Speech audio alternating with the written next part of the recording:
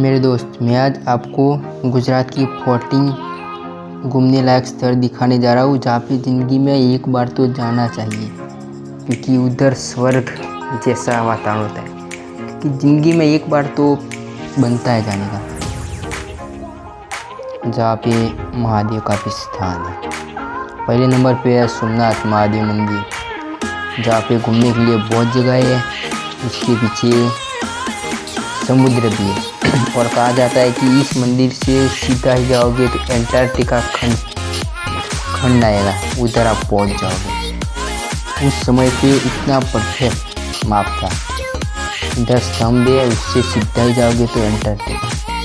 दूसरे नंबर पे है देवभूमि द्वारका, ये भी समुद्र के किनारे पे ही है, द्वारकाधीश ने बनाया है। तीसरे स्थान के ऊपर है गिरनार जूनागढ़, ये भी बहुत अच्छा स्थल है।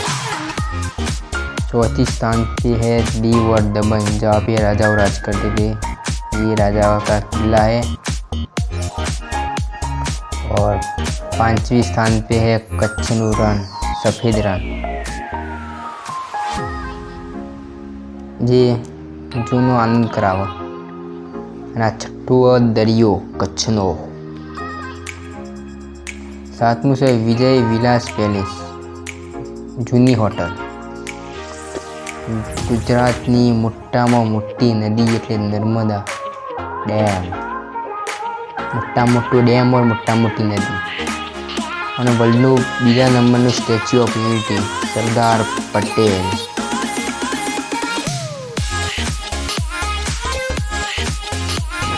સ્વામિનારાયણનું 10મા નંબર ઉપર સ્થાન આવી રહ્યું છે પોઈચા, જે સ્વામિનારાયણનું મંદિર બહુ ફરવાલાયક છે।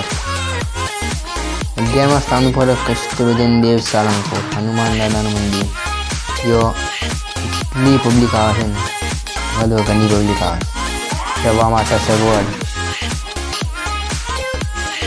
और 12મી સ્થાન ઉપર है તારંગા, જે બધા પર્વતોના વચ્ચે આવેલું છે।